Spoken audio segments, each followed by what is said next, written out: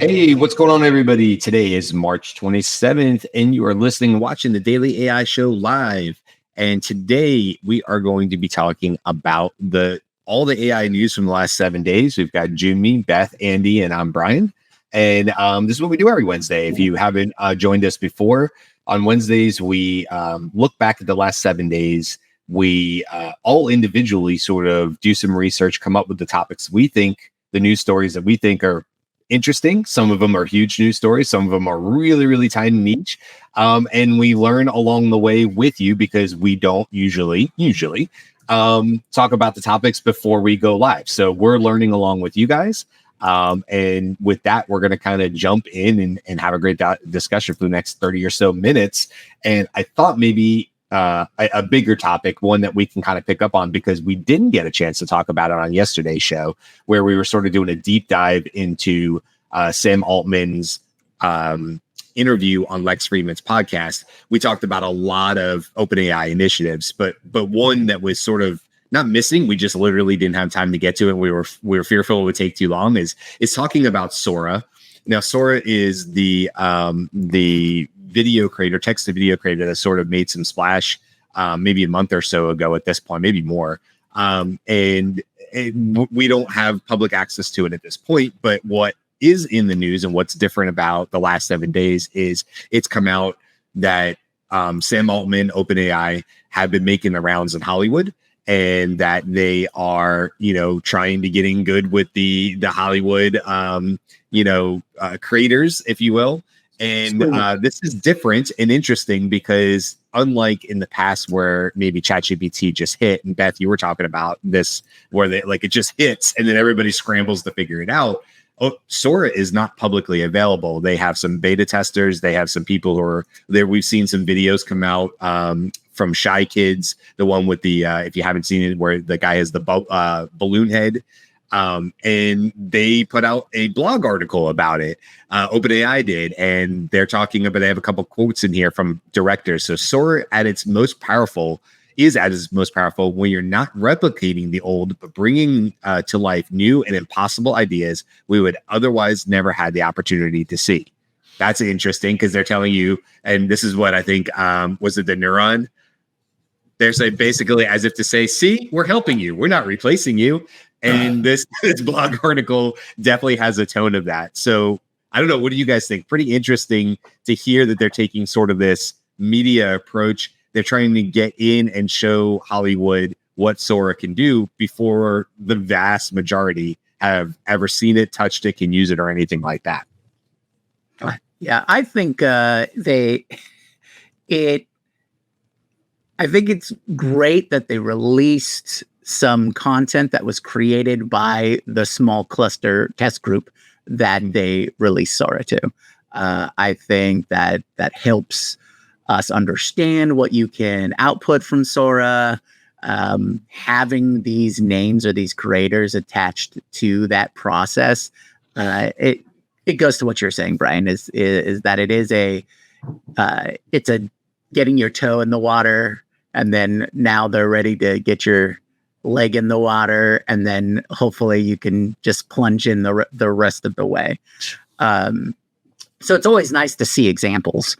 I personally want to see more and just have access. I take into account what Altman said about Sora specifically in his interview with Lex.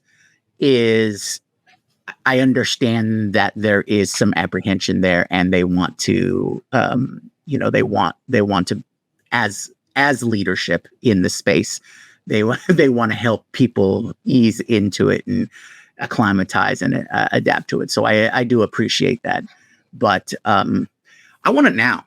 Let me play with it, please. But I think they're taking a safer approach to release. And yes, I think a lot of it has to deal with getting people's adoption or at least acceptance that, yes, this is just a new tool. This is your new, editor. This is your new Photoshop. These are your new creation tools, and you can see how good they can be. as much as I love the narrative of the balloon, the airhead guy, I actually was more impressed with, not necessarily technically wise, but story wise, or I guess genre wise, with the National Geographic documentary one where they were merging the two animals together. Because what I really liked about that one was it one, it gave you those traditional formats and then juxtaposed that to like fantasy, you know, like, hey, these are the tools that will help you create the fantastical, imagery and the fantastical ideas in, in video format. And I think that spoke to more of the, hey, let's do crazy things with it. Let's all the stuff that we couldn't do before. I think animation will take advantage of Sora like right off the bat, to run with it, because you can, apply your style, it's like, oh, hey, I make these kinds of animations. I want to apply that to, fantastical things that takes forever for me to do, but now I can do it. I can do it quicker, or I can handle that one piece of things that nobody wants to handle. Like, okay, I want to get this kind of motion and this kind of item on there, but I don't. That's going to take us months to do. Well, we'll make that an AI piece, and then we'll just blend it into everything else. Yeah. I think huge for us, stuff like B-roll. I want to move on to other topics too, but like, unless anybody else has something on Sora, but obviously making B-roll being a marketing campaign. They showed one where it was just sort of doing a circle around. I think it's a salt soda or something is what the can said. But regardless, it was like, you could say it was maybe used for a commercial. I would think anything like, your perfume commercials that are very out there. They're not like, they're trying to get you to, feel the essence of a perfume because you can't smell it through the TV. So we always know like perfume commercials are kind of like, whatever it is. And then they say the name in French or whatever, and I think like any of those commercials where you're trying to put 3 or 4 different shots and create a mood, I could see where Sora would be a huge efficiency tool for these design, companies over trying to create them in real world or through, traditional, more traditional computer graphics, that type of level or something like that. So yeah, it's really interesting. Any other topics or any other, not topics, I'm not wrapping it up. Anything else in Sora before we go? I think we can't minimize how much Sora costs to run right now, and that they are moving toward people who have budgets. Right? Like, I'm not sure that I saw it as any other play other than like, wow, this might not be consumer priced when we start. And so how do we go to the professionals who might have budgets to be able to use it? Good point. The one point I wanted to make was when you saw the balloon head guide, I think the big thing for me is when the technology becomes seamlessly connected with the story itself, where people don't think about the tech anymore, that's when it's going to become amazing. Because no one right now, when you talk about films and you watch your movies, no one talks about, hey, what kind of camera that is, what kind of lighting that is. Oh, what amazing sound that is. Like, that stuff's in the background. So if you can make these things become to the point where the tech is in the background and the story is in the foreground, that's what's most important. And like a lot of the filmmaker communities that I'm in, they're all saying about, hey, it's so good for B-roll. And I would agree. A lot of them are putting their head in the sand and they don't believe in like that kind of stuff. But I do think when you can start, telling a cohesive story for very long periods of time, I think the new level of creativity will be there and opens it up to more people who may not have the technical gear or the technical know-how of how to create scenes, movies, and all those, different camera angles. They can just take their vision and put it directly into something that'll tell the story for them. I love that. Yeah, lower that barrier. You get more people in there to, churn up their creative juices and things like that. You're gonna get a lot more shitty movies though. That's Oh, yeah. Hey, look, everyone's got to start from somewhere, and they'll evolve as soon as they find that spark, that spark of creativity that I really enjoy this. Then they'll naturally just, improve upon that. And remember, it's art, so there's eye of the beholder and all that kind of stuff.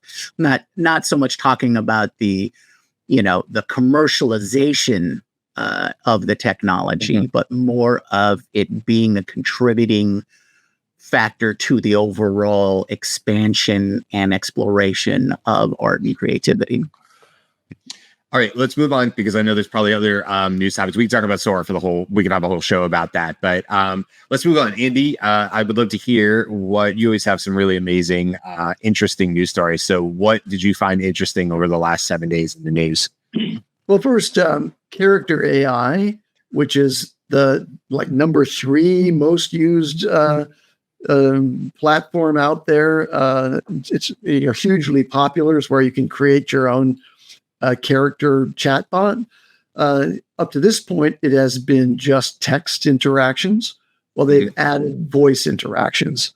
Oh, really? And not only that, they have a whole bunch of voices in a library that you can select to add to your character. And you can, of course, give that character knowledge, and you can give it some prompting and training so it has chat GPT-like capabilities in some respects. And you can also now create your own voices. And so you can create a voice and add that to your character. So that leads to the point where you might have avatars that have large language model capabilities and, configurable voices. And you can also share voices. It's like a GPT store in a way. You create a great voice, and you can then share that with others, and you can use their tools to generate voices for all those characters. I thought that was very interesting. A couple of technical things I have here. One is, Rabbit R1, the large action model, sort of that device that will allow you to teach it, have it learn things. So you ask it to learn things that you're doing with your computer, or just generally have it available as this device. It's starting to ship next week. So I'm on the list somewhere in there. There's thousands and thousands, I'm sure. So sometime I'll be able to show you that. But the big news is that there's an open source version of this, which is incredibly impressive. So it's called Open Interpreter 01 operating system. And there's an incredible video that I encourage you to see. I can actually put the link to that video. It's on X. But if you just go to Open Interpreter on X and you see their announcement about Open 01 Lite, or Open Interpreter 01 Lite, just an amazing video of how that small device, just basically the communication tool into your own computer, your own laptop, your own desktop, can do extraordinary things. So that's, I think, a very big thing that probably won't rise just because it's in the open source world. It's not going to rise to the commercial visibility that other things do, but I think it's really impressive. Okay, just a couple other little ditties. MIT researchers have developed a new method, a novel method that accelerates the pace at which diffusion models such as Stable Diffusion and DALL-E 3 can generate their images by 30 times. So one of the problems with diffusion models is they have to go through this series of sequential iterations to progressively get to less and less noise in the image until they develop an image that matches the training sets and it looks realistic. Well, what they did is they took an approach that marries the principles of generative adversarial networks, two models working back and forth to evaluate that. And, they trained a distillation of that. Using that process, they distill an existing diffusion model's capabilities into a very, very much faster and direct result. So the key researcher on this said, we used the key insight was we guide the improvement of the new model, this little small model that's going to be really fast, but just as good as the big model, using two diffusion models working together to train it and distill the knowledge of the original complex model into a simpler, faster one. And so just like all the different edges of AI technology are being advanced to improve the speed, the accuracy, and the effectiveness of all of these things. And there's so many quarters by which you can get to improvements. This is an amazing one. It's called distribution matching distillation, distilling a large model down to a much faster and more rapid one that's just as proficient. And that's just out of MIT. So, Annie, are you saying that that we are getting 30 times faster, high quality images through the power of friendship? In a way, that's right. But not only that, but the sort of the convolution of a large model. So convolution is a term of art in AI, which takes an image and breaks it down into smaller blocks and reduces them for more rapid computation, and then develops it that way. So the convolutional neural network concept here is like this. This distillation process is like taking using models, a couple of different models, to train a new model based on an existing complex model. So it's this distillation or convolution of a very sophisticated model. Okay, quickly, stability AI. Stability is stable diffusion. And there was news this past week about Emad Mostak leaving Stability AI. Stability AI is also an open source platform, and Stable Diffusion is one of the best image generation models out there. Well, they just launched a new large language model, but it's not very large. It's only 3 billion parameters, but it's tailored for code generation and software engineering. And it matches the capabilities of larger coding models like Code Llama and DeepSeek Coder Instruct, but it's small enough at 3 billion parameters to run on a MacBook Air. So you can do coding on a MacBook Air now with just as good a coding assistant as you might get from one of the larger coding assistants. And that is all. Nice. Well, in keeping with theme with the power of friendship, I got to call a couple of small ones. Saw a new paper released by MIT about how engineers have given robots a little bit of common sense. So robots are great at mimicry, but their paper highlights the fact that while they can perform a task and learn a task really easily, being able to adapt when something messes with that task completion, that's a little harder.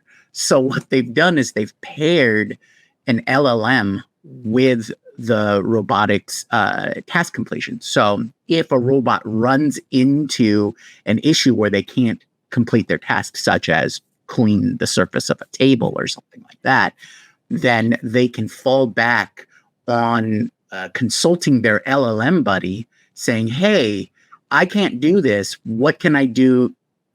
What's the alternate that I can do?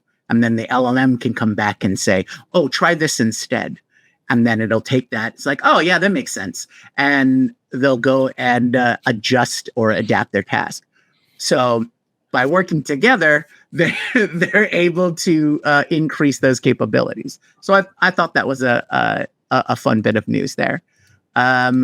There is some other additional information about different APIs that are coming out. Fireworks AI released or open sourced an API that allows or makes it easier for generative AI for all developers. So you can use these APIs or use this API to access generative AI models and things like that, which could be done, but they're just streamlining the process. And kind of speaking to that is, I like some of the Adobe news that came out. So not to take it all the way back to Sora or anything like that, but Adobe's Firefly, they released something called Firefly Services, which is a bunch of generative AI and creative APIs. So you can automate on the creative side of things, accessing all of the Adobe things. And they created also another service called Gen Studio, which is really supposed to help on the generative AI side of things for ad creation, right? To help stay on story and, you know, keep the voice and all those kinds of things.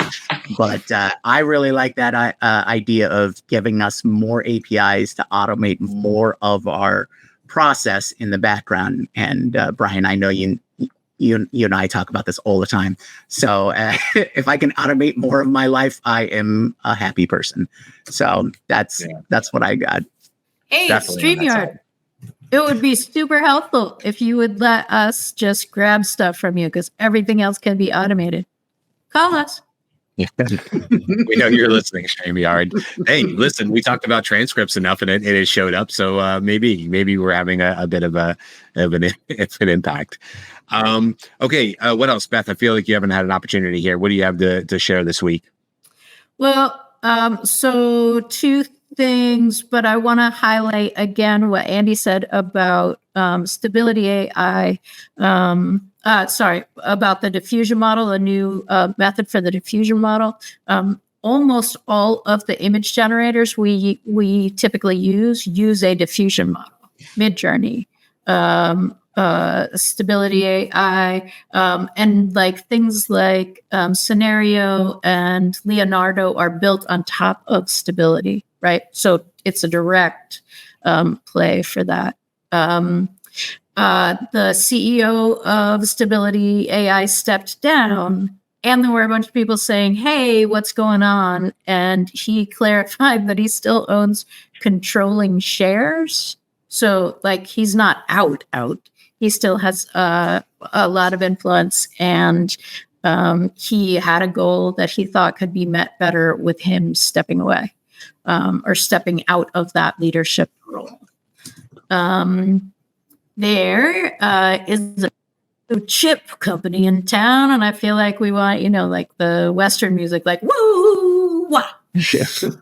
Yeah, sorry, that may not have translated, but we've talked a little bit about the supply chain for chips. I'm sure we're actually going to do a show about that because it's kind of a very interesting story. But Google, Intel, Qualcomm, and ARM joined forces to basically challenge NVIDIA's chip dominance. They are the UXL Foundation, and they are an open source software suite. And basically, when you hear, like Sam revealed it in his interview too, was that the thing that is limiting people now is compute, and compute translates to chips. So the software suite that they're unveiling would allow it to run on any chips, right? So it's not a proprietary kind of direct stream. And the more chips that are produced, the faster the faster the innovations that they already know they can make will be able to be will be able to be realized. So I think we're just going to hear more and more chip news over the year. But this was nice. I'm not sure that it competes with NVIDIA's newly unveiled, like, we did a really, really, really great one now, the Blackwell chip. But I do think the more distribution or the more diversity in sources of chips, the better for everybody. Well, also, can you imagine if their software allows you to run like really efficiently any number of smaller models? All I want is like a Raspberry Pi cluster to run something like GPT-4. Like, it's like, oh, I don't have enough power. Okay, well, let me plug in 5 more Raspberry Pis. Right. You know, and I just build out this thing, and that thing uses so little power, generates so little heat, because they're all like, you know, single board kind of devices. But I think I'm hoping it'll expand in that way. I'd love to see that. Yeah, I think that's got to be coming, right? I mean, that's it, you know, it seems like a natural progression to see things start coming out of like the Raspberry Pis, which had a really interesting long run of different applications and stuff like that. One quick news story that I want to talk about is Google's generative search engine, which is or experience. SGE, Search Generative Experience. Yeah. Yeah. Okay. That's the little, if you've used like Google Labs, they're starting to roll it out to more users. It's been around actually for months. A blog article I read said it like in the last month or so. I was like, no, I mean, I've had access to this now for months and months and months. But because it was part of their Google Labs. Anyway, it's the box that sort of shows up at the top of your Google search results. You may not have seen it before, but it's certainly rolling out. It's sort of what seems to be Google's attempt to answer for how do you both give better perplexity style answers, if you will, at the top of a search engine result or a result of a search, and then how do you also still make sure you're holding on to ad and all the things that are important to Google. And so there was just a recent news article that said that somebody had really realized that the experience was in some cases pushing people towards malware sites that were, you know, you just want an iPhone, or you're infected, so you need to download McAfee, these kind of things. And so I didn't think that, I know is going to be a leap that all companies are going to have to jump over. What I found interesting was the comment in the blog was about what effect does this have though when it's presented back to the end user in a more natural, kinder, gentler tone. Does that make it more believable, which in effect makes those malware sites a little bit more dangerous? Because if you are just casually reading that result at the top of the page and saying, oh, that answers my question, and over time you feel comfortable with the types of answers it's giving you, and then all of a sudden one of them isn't quality, I could definitely see where not just, you know, people who aren't aware of scams and malware, but anybody could be sort of lured into a sense of comfort with the types of answers it's giving. And it's not that it's like giving you hallucinations, it's just giving you poor results. And then you would most likely click through because you have before. So I just thought it was really interesting. It's obviously something Google and other major companies are going to have to continue to contend with. So it'll be interesting to see what Google does as far as putting roadblocks, parameters to block out some of these low quality sites, so that when people do use this experience and they get used to it, they can feel confident that they're only getting the highest of quality results from it.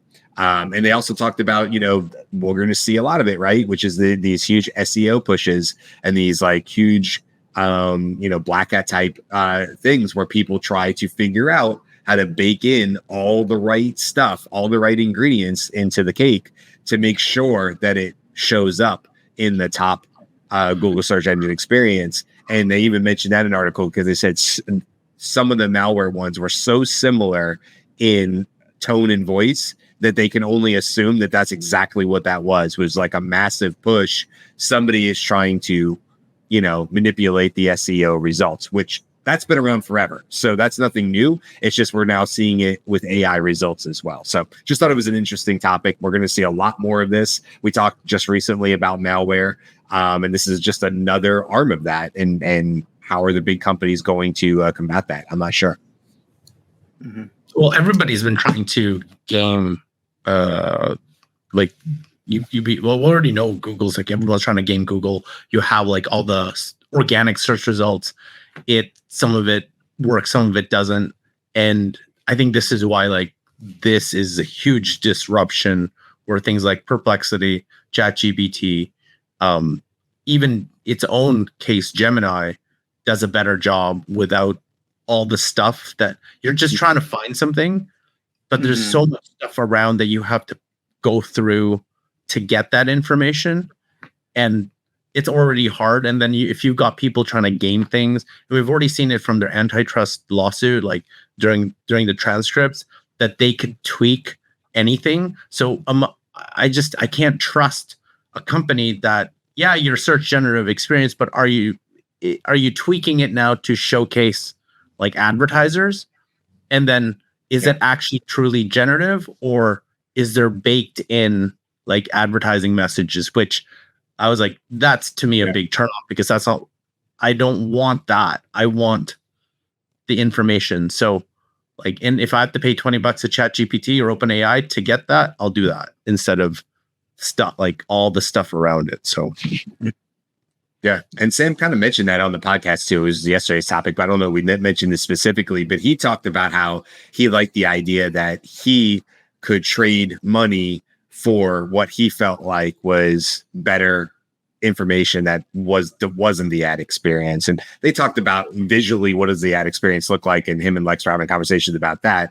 But I get his point. Like, are we going to see, is the subscription model going to continue to move into this area of search and results? And in 2, 3, 5 years, it's just going to be very common for people to have a subscription to a Perplexity or something like that, that specifically, they feel like I'm trading this money for the result of not being swayed by ads, not seeing anything that's ad driven or whatever, the not Facebook model. Facebook was always famously free forever. Well, we now know it's not free. It's just how you define it, right?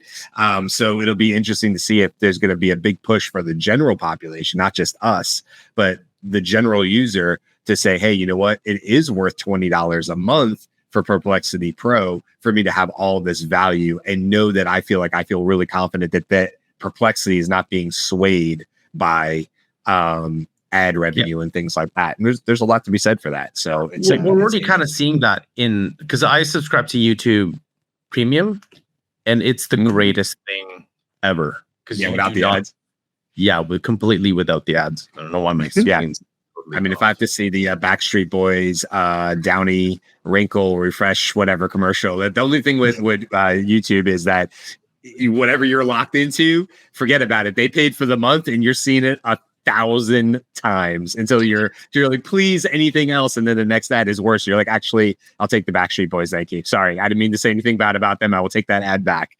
I agree. All right, we're gonna wrap it up there. All sorts of news in this. I'm sorry, Jim. You have one more? Yeah. I got one more, and it's in the theme of AI makes a positive contribution to the world theme. It's apropos that it comes from the Belgians. They're now using AI to improve the taste of beer. Oh, I thought you were going to say chocolate. I thought he was going to say chocolate. Well, yeah, that's the beer and chocolate. Yeah, that's true. But actually, that's all right. I won't digress. But check out German chocolate. It's pretty good. All right. And German beer. Oh man, maybe they have conflict. I don't know. But sorry, I'll get back on board. But apparently, so they're using AI to with their data set was they took all of these reviews, identified all of these taste parameters and things like that, and they were able to create a model that would help determine and help devise or inform beer makers on what kind of elements will make their beer taste better. So maybe do process A instead of process B at this certain point, in your brewing process. So I thought that was pretty great. That AI can now help brewers improve their product, and I want to see I want to get a report of who has implemented this into their process, and then do a taste by taste.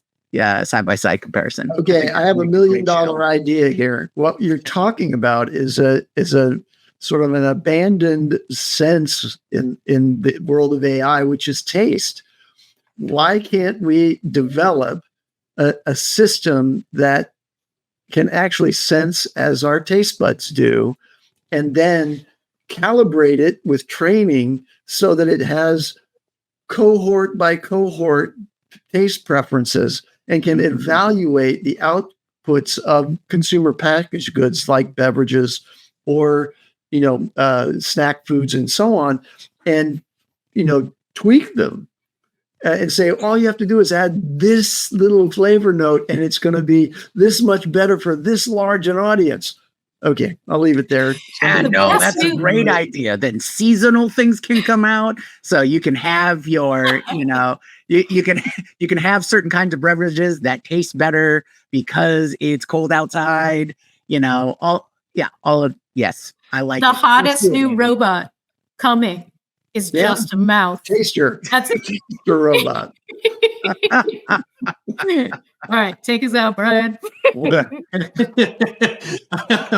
All I was going to say before that comment was that you were talking about beer, and I was just thinking, I'm not a wine drinker, but I was thinking like the $1 trillion wine industry, about notes and tones and all those things you were just saying, Andy. It just made me think of like all the wine people that I've always met in my life who would love to know that this was the perfect blend of the grapes up by you, Andy, and the Northwest and blah, blah, blah, and all that. So yeah, I'm sure AI will be a huge part of that. Okay, we'll wrap it up there. Come back tomorrow and hang out with us. Like I said, we're going to be talking about the evolutionary model merge. Really fascinating topic. That'll be tomorrow. And Friday, we're going to do more of a deep dive review of Claude and the 3 models that they came out with. Just came out in the news, actually, could be as part of today's show, is they say now it's official that Claude Opus, so the highest, the paid version of it, has now beaten ChatGPT 4 based on 70,000 votes. I don't know if that was on GitHub or where that vote was done, but regardless, so that'll be really interesting for Friday. In the narrowest of margins, they're now saying that Claude Opus is the best performing language model out there, finally unseating GPT-4, which just means GPT-5 will be right around the corner because OpenAI is narrowest. Yeah, totally. Okay, that's it. We're out of here. Bye, guys. We'll see you tomorrow. Bye. Aloha.